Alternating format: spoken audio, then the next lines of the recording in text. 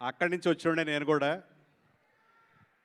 సినీ ఫీల్డ్కి రావటం అనేది ఒకప్పుడు చిరంజీవి గారిని చూడగలం అనుకునే స్థాయి నుంచి అన్యా ప్రొడక్షన్స్లో గుడుంబా శంకర్ని డైరెక్ట్ చేసే అవకాశం నాకు రావడం నిజంగా అదృష్టంగా ఫీల్ అవుతుంటాను.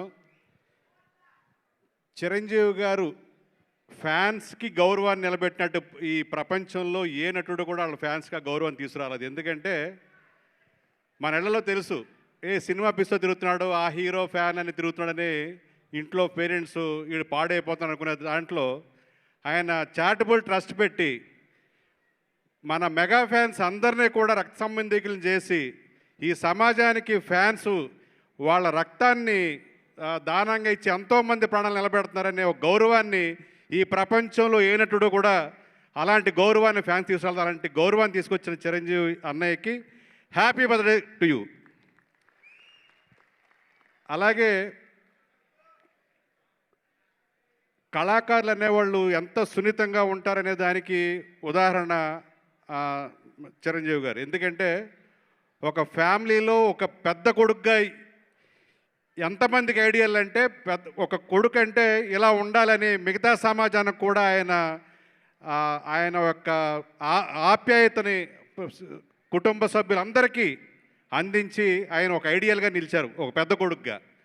అలాగే ఎంతోమందికి ఒక కుటుంబంలో ఒకళ్ళు పైకి వచ్చారంటే ఆ కుటుంబం అంతా కూడా సంతోషపడే స్థాయికి ఆయన ఒక ఆదర్శంగా నిలిచారు అందరికీ.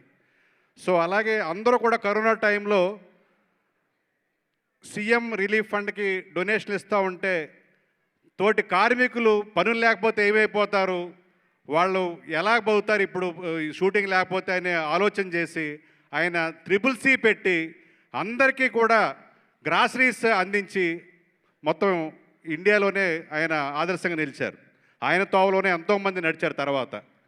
అలాగా ప్రతి దాంట్లో కూడా తను ఎప్పుడు కూడా నేను నెంబర్ 1ని, నేను ఉన్నాను మీకు ఫ్యాన్స్ మీరు రెచ్చిపోండి అని ఎవరిని కూడా ఎప్పుడు రెచ్చగొట్టలే. ఎంతో బాధ్యతతో కూడా ఫ్యాన్స్ కూడా ఎక్కడా కూడా వాళ్ళు వేరే మార్గంలో వెళ్ళకూడదు, వాళ్ళు కూడా బాధ్యతగా ఉండాలని ఎప్పుడు కూడా ఈ మీడియాలో ఎంతవరకు మెచ్యూరిటీతో మాట్లాడాలో ఎక్కడా కూడా బ్యాలెన్స్తో మాట్లాడటం, బ్యాలెన్స్ తప్పడం ఎప్పుడు ఆయనకు తెలియదు. సో ఎంతోమందికి ఆదర్శం కాదు, మామూలుగా ఒక సాష్టాంగ నమస్కారం తమ్ముడు చేశాయంటే ఈ స్టేట్ డిప్యూటీ సీఎం అయిన తర్వాత ఆయన ఎంతమందికి ఇన్స్పిరేషన్గా నిలిచాడు. అది గుండెల్లో ఉంటే కానీ అలా సాష్టాంగ నమస్కారం చేయలేరు.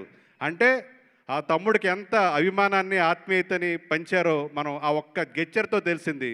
ఇది ఇక్కడ మన తెలుగు వాళ్ళే కాదు, ఇండియా లెవెల్లో అది వైరల్ అయింది. కుటుంబం యొక్క బంధాలని మళ్ళీ మెగా ఫ్యామిలీ చాటి చెప్పినట్టు అయింది. సో ఇలాగ మనకి ప్రతి క్షణంలోనూ మన గౌరవాన్ని వాళ్ళు నిలబడుతున్నారు, మన మెగా ఫ్యాన్స్ యొక్క గౌరవాన్ని. అలాంటి అన్నయ్య నిండు నూరేళ్ళు ఇలాగే ఇంతే ఎనర్జెటిక్గా మరిన్ని సినిమాలు చేసి ఇలాగ రంజింప చేస్తూ సమాజహిత కార్యక్రమాలు చేస్తూ ముందుకు పోవాలని మనసారా కోరుకుంటూ మరొకసారి ఆయన జన్మదిన శుభాకాంక్షలు తెలియజేస్తున్నాను. Thank you.